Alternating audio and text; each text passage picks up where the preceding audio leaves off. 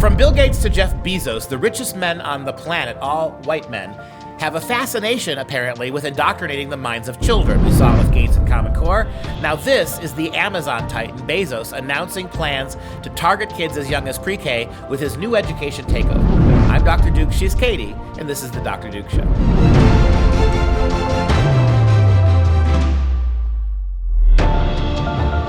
Hello, everyone, and welcome to the Dr. Duke Show, the only program that keeps you educated on the craziness impacting K-12 classrooms and college campuses around the world. Before we start, I want to ask everyone to please, just for one moment, download our new Freedom Project media app. We created it all in-house with the talent we have here. Didn't have to hire any fancy schmancy company and waste money on this. It is a app that you can get on your phone anywhere you can download apps, and it's free of charge. We will be able to send you directly our programming so that places like Facebook don't destroy what we're doing. And I'll give you an example about why this is so important. We normally have just over about 150,000 followers on Facebook. And in the last 24 hours, for no apparent reason, Facebook wiped out 500 of them. Just dropped them for no reason at all. They just vanished in one night. That's why we want to make sure we stay connected to you on our own terms. All you have to do is download our free app on your smartphone, tablet, Apple TV, Roku, or Amazon Fire TV, and you'll instantly get that access. Hundreds of hours of content, including 15 new videos a week. Simply search Freedom Project Media in your app store. That's Freedom Project Media. And make sure, once you've downloaded it, that you allow notifications, allow us to notify you when we send you new content. All right, Katie joins us now with a look at the health of our republic. Roses are red, violets are blue. It's almost Valentine's Day, and the media still hates you. But they do love Jensaki. Let me explain. Love is in the air and all throughout the White House press corps as they swoon with Biden's press secretary, Jensaki. It's almost V-Day, and that means the venereal diseases transmitting back and forth between them is robust. Before we get to it, team, let me know in the comments which of Saki's answers or comments thus far has really broken your heart. Also, who will last longer in their position, Jensaki or Joe Biden? Now, as you may know, the most public face of any presidential administration is not necessarily the president, and certainly not now when the senile old man is only brought out of his basement every third day. You're a lying dog-faced pony soldier. You're a damn liar, man. That's not true. Well, I'm rubber and you're glue. How's that for a Valentine? Anywho, the most prominent worker bee is the White House press secretary, who is known and visible to the public. In the Biden administration, the job of press secretary, or really, secretary, is Jensaki. Here's a tip to help you pronounce her name. Just remember that she's Saki a lot at her job. I did ask our team about this. You or someone else may have asked about this the other day, and I think I have something on it here. One moment.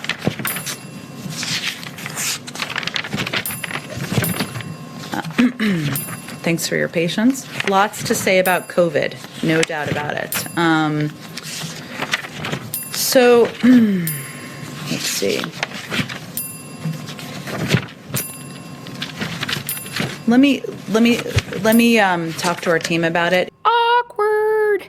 In the spirit of Valentine's Day, which is a commercial, fake holiday that has a lot of expectations and mostly a lot of disappointment at the end of the night, much like the Biden administration is shoring up to be, let's look at all of the love via softball questions that has been shown towards Saki. Could you talk a little bit just about the kind of the preparations for getting the White House ready and safe for the new president?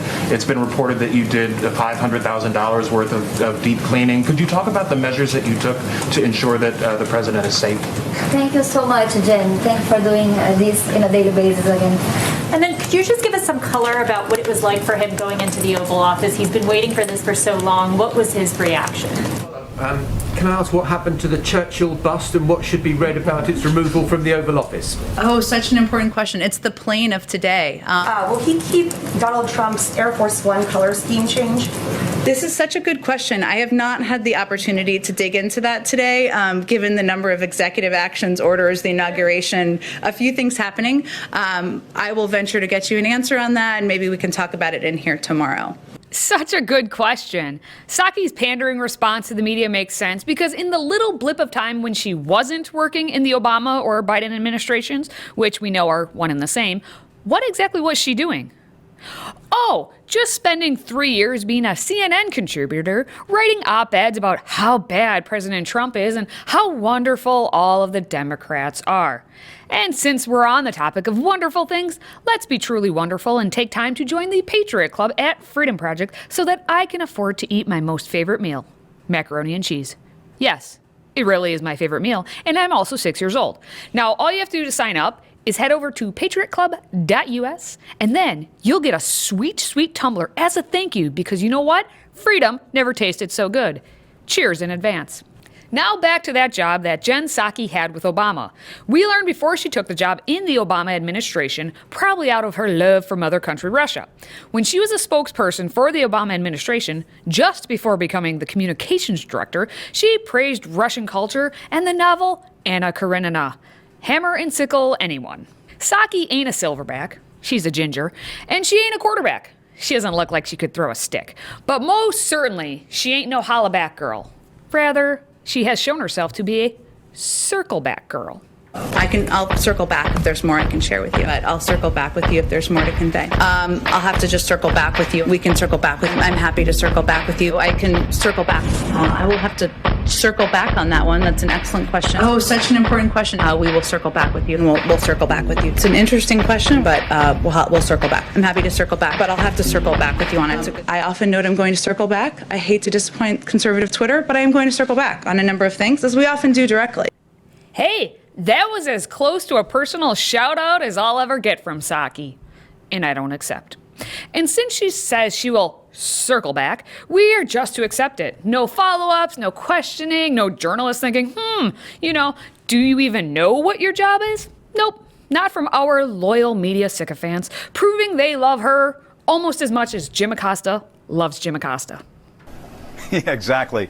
Well, perhaps it was fitting, I guess, to be there at the very end. But there was one journalist, one time, who decided not to give Saki a Valentine, and it miffed her pretty hard. Pipeline workers or construction workers who are either out of work or will soon be out of work because of a Biden EO, when it is and where it is that they can go for their green job. And that is something the administration has promised. There is now a gap. So I'm just curious when that happens, when those people can count on that.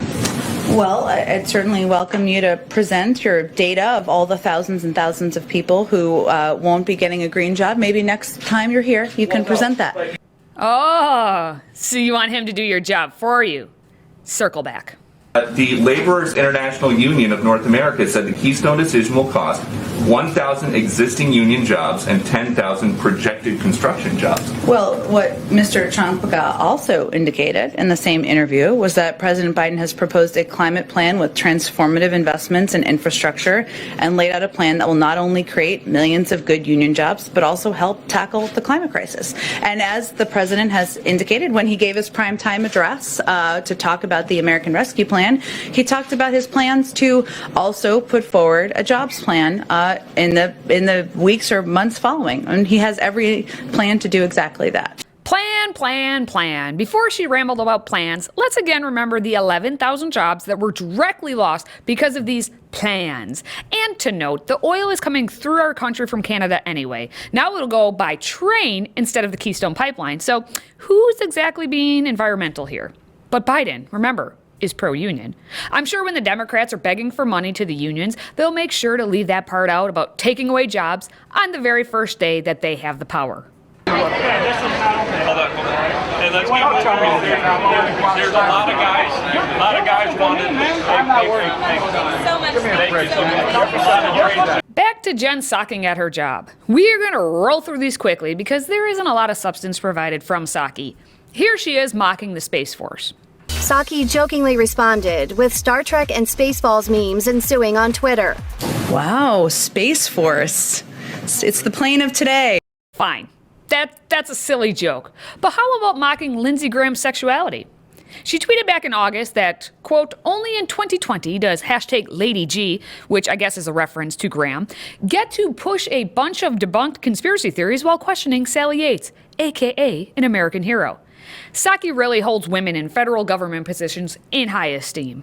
I'm also happy to repeat that we have the first female Treasury Secretary and a team that's surrounding her. Excuse me, Jensaki, but you should not be assuming Yellen's gender. Does Yellen have a front hole? Did you do your job and learn anything? Clearly you didn't get this information ahead of time, but I know you're trying your darndest. It took just a hot second before the White House press office began trying to get their question fix prior to the briefings, apparently in an effort to be prepared or something. I can't blame her. She needs to get those questions because, as we learned, she does not have answers to simple questions. When the president asked me to serve in this role, we talked about the importance of bringing truth and transparency back to the briefing room. And he asked me to ensure we are communicating about the policies across the Biden-Harris administration and the work his team is doing every single day on behalf of all American people. Fact check, false. Not transparent, not truthful, not communicating about the policies across the Biden administration. Ergo, not transparent, not truthful. There is no beginning. There is no end. Because it's a circle. That's kind of nice. It's not like a triangle. Triangle has like a corner in the ends. This one is a circle. Okay, we get it. 3/4. Whoa, maybe she really is circling back. Thank you, everyone. Let's do this again tomorrow. Thank you, Jen. Thank you, Jen. There will be plenty more love and adoration between the media and Jensaki, but for now, focus on the love and adoration of your own family and those around you. The cesspool that is Washington, D.C. will continue to just love itself. So let me change my tune. Roses are red, violets are blue. This year, let's focus on what's near and dear to you. Until next time, stay healthy, America.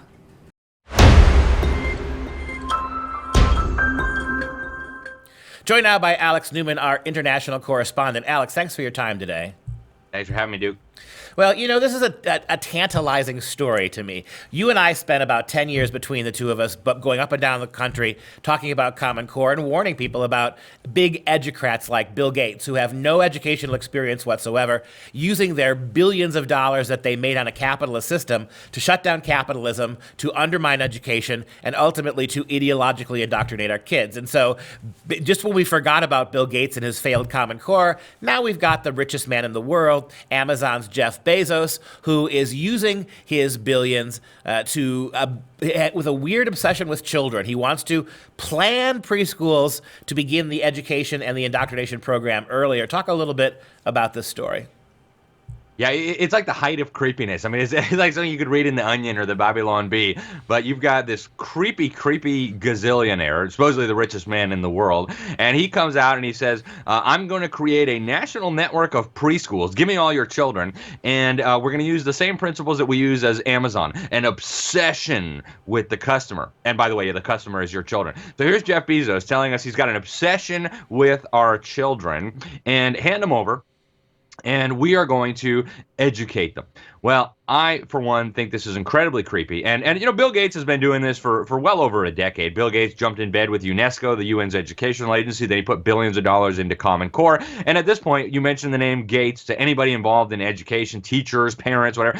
It's politically and educationally toxic. And so they figure, hey, let's throw out a new billionaire, Jeff Bezos, who, by the way, is a regular attendee at Bilderberg, who's got more data on you than you could possibly imagine, who hates free speech. And let's let him shape the minds of our little children. Frankly, I think it's incredibly creepy, and I wouldn't let my children anywhere near one of these Bezos indoctrination centers that he's planning. Well, explain how this works, Alex, because, you know, with Bill Gates, what he was basically doing is giving a bunch of money to educrats, fake superintendent types, not really teachers, feeding them money and letting them create their perfect utopian liberal curriculum and pedagogy. That's what he did. But Bezos seems like he's doing something different. He's up to something else. What does it mean to say that he wants to educate your preschoolers? You know, we're going to throw billions of dollars at this network of preschools all across the country. Give us your kids, and we're going to educate your kids the Amazon way. Now, I've watched enough of the news to realize that you got workers being worked to the bone, being forced to work multiple shifts,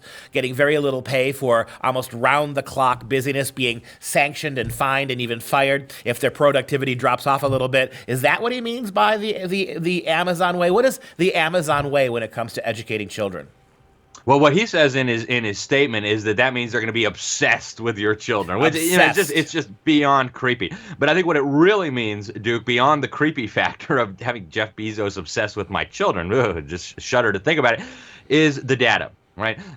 Amazon and all these big tech companies, really, they are data brokers. The real big money is from the data, collecting the data, analyzing the data, understanding the data, having the transmission wires through which the data passes. I think that's one of the reasons why Bezos is now going into the rocket field, right? He wants to put the satellites up because the satellites are what's going to transmit the data. And so I think the crucial component of these Montessori-style Bezos preschools that are going to be popping up around the nation is the data. They are going to be gathering endless amounts of data. And there was a real good article about this. It was sent to us by our mutual friend Mary Black in a publication called Wrench in the Gears.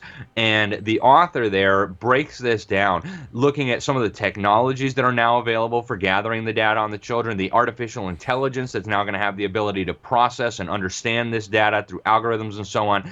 It's going to be, in my view, the creepiest techno-utopian disaster that we've ever seen. Everything will be tracked. Their attitudes, their values, their place in the classroom, the way they interact with others. All of it's going to be tracked, and it's going to be part of this big, centrally planned machine. Well, hey, your child will be good for this job. Your child will be good for this job. Your child's a Christian conservative. There's no way you could be a lawyer or a journalist or a teacher. We'll put you scrubbing toilet bowls or something so that you make sure you don't influence anybody whatsoever in your line of work. That's where this is going. Yeah, I think you're exactly right. The two big issues with Bezos are data gathering, using these young kids to compile earlier and earlier and comprehensive records on these kids, and then technocracy. How do you prepare these kids not for career, not for education, not for college, but for Amazon-type work factory lines, right? That's what they're really up to here. After the break, I want to talk to you about why do the left, who hate white males, love white males with billions of dollars? Let's talk about that hypocrisy after the break.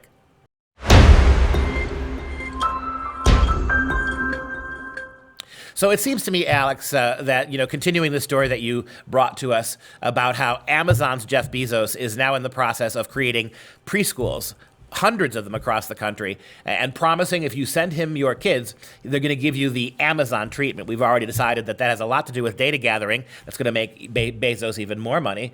And it's also about preparing your kids for utilitarian forms of work, not necessarily for genuine education. Very socialist if you stop and think about it. But my broader question to you today is this.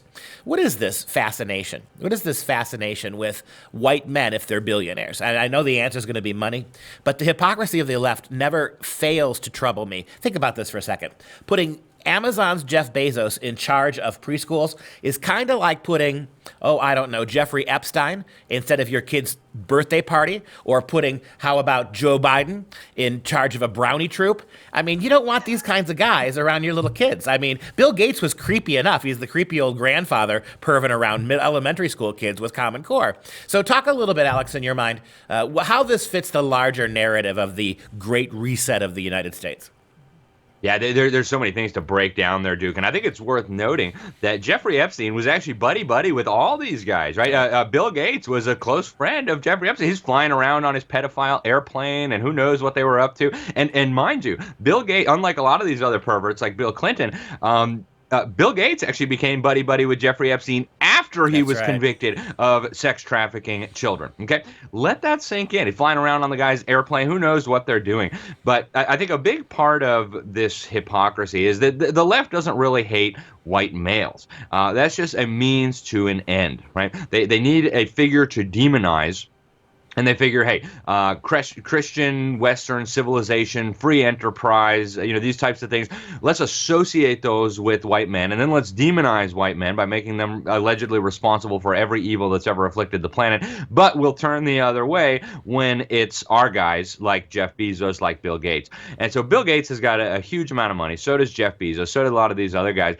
But I think they need to understand, too, that the forces they are unleashing are eventually going to come for them, too. I thought it was ironic that these left-wing lunatics set up a giant guillotine outside of Jeff Bezos' house. And so there's a sense where these white men who have billions of dollars, they think of themselves very much as puppet masters. Like, we're the ones directing the disorder. But what you see once their wishes come to fruition, and we saw this in the French Revolution, is it gets out of control, and the bloodshed is everywhere, and they start turning on each other. I mean, we saw this in the Bolshevik Revolution too. Leon Trotsky, who was financed by the Wall Street bankers along with Vladimir Lenin to go overthrow the Tsar in the Soviet Union, Leon Trotsky ended up with an ice pick through the side of his head in Mexico City. And a lot of these goobers that are trying to unleash this revolution to undermine Western Christian civilization in America, they're going to end up, metaphorically speaking or physically, with an ice pick in the side of their heads by the hands of their own comrades and colleagues. They need to understand that. But I'm so glad we're talking about this. It's important to point out the hypocrisy. Well, one of the things that I think is absolutely clear that you hinted at is that all of this anti-white male animus isn't really about hating white males. It's allowing really rich white males to control a narrative, right? They're the good white males, the Mark Cubans who banned the national anthem at their basketball games, the Jeff Bezos, who's generously going to spend from his almost $1 trillion capacity to build all these preschools for you moms and dads. That what all of this animus directed at white males is across the culture is white males like you and me, right? The traditional, hardworking, Judeo-Christian background guys, the guys who believe in liberty, voted for Donald Trump, believe in securing our borders. That's the white male you're supposed to hate. And all of this is orchestrated not by black radicals, but by very rich, wealthy liberal whites like people Gates and Bezos. That's exactly right. And when you look at the funding, and we've done this a lot in the New American Magazine, when you break down the funding for these supposed, racial justice groups, it's always coming from the same cast of suspects, these super wealthy, rich white men who are really, and I mean, the Sunrise Movement is a great example. These are some of the ones who stirred up all the riots over the summer. Their top funders are the Rockefellers, right? The epitome of the white male. And yet, we don't talk about that, right? And when you look at the people that they hate, the left and the establishment, they hate just as much or even more a black conservative Christian, because they expose the lie that this is about, race or gender or whatever. It's absolutely disgusting, and these people need to be exposed. Yeah, you wouldn't send your kids, mom and dad, to learn at the feet of people like Epstein and Bill Clinton and Bill Gates and Jeff Bezos. Certainly don't send your kids to their ridiculous preschools. Alex, thank you for your great report today.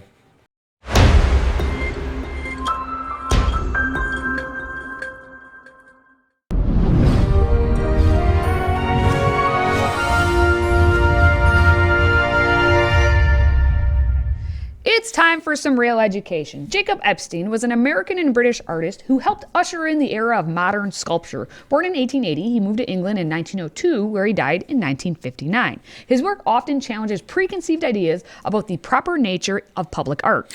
Yeah, and he's really an interesting artist. Again, another one of those artists we don't think about anymore. He's not that much covered in the schools. I don't know if it has anything to do with the fact that he's white and male, and who knows. But he was a very interesting artist, and he did do some spiritual sculpture. So I'd like to take a look at the one we're going to talk about today. This is St. Michael's victory over the devil. This is the famous story about how Michael the Archangel defeated the devil, Satan, in one-on-one combat during the revolt of heaven, where Satan took 1/3 of the rebel angels, put them against the 2/3 of God and his angels, and you had this great battle for the kingdom. It was never really a battle. God was never in danger of losing it, but Lucifer became Satan with this fall. Now, this is a really interesting sculpture. It's very well done. St. Michael's victory over the devil. It's a 1958 bronze sculpture by Jacob Epstein, displayed on the south end and east wall out of the New Coventry Cathedral. It symbolizes victory of good over evil and depicts a typically winged angel with a spear, standing with arms and legs spread above the bound figure of the horned devil lying supine. This larger-than-life statue stands 25 feet high, with the angel's wings spread 23 feet across.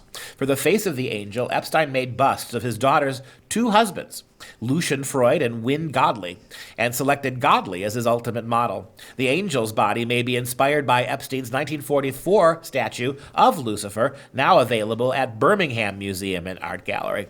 The features of the devil may be based on a distorted version of Epstein himself.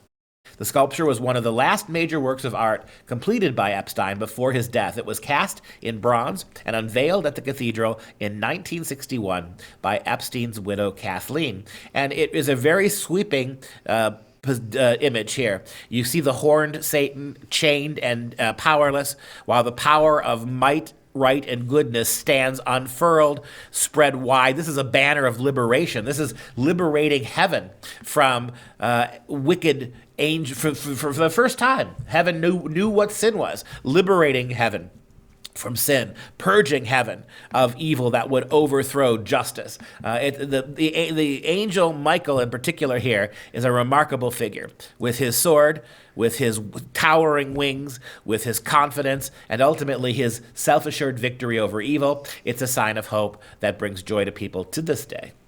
Now, we want to take a moment to show some love to our Patriot Club members, and today we're going to give a special shout out to Beth from Cove, Oregon. Beth, thank you for supporting us. And if you're a fan of the show, please consider a one-time tax-deductible donation to support the Patriot Club, and we're going to send you an awesome signature tumbler that says, "Freedom never tasted so good." All you have to do to sign up is visit patriotclub.us. That's patriotclub.us. And just a reminder to please download our brand new Freedom Project Media app on your smart device. Dr. Duke gave the pitch earlier. I'm going to give the pitch again. You're going to be able to watch all of our videos, which include our 4-part lecture series entitled The Timeless Appeal of Fairy Tales, and it's hosted by Dr. Duke. And you're also going to get access to our other lectures, our weekly shows, in-depth interviews, educational animations, and just, so many more things that I just can't list right now. All you have to do is simply search Freedom Project wherever you download your apps, and make sure you allow for those notifications. And that's going to do it for this show. For Freedom Project, I'm Dr. Duke. She's Katie. And until next time, stay downloading our app, my friends.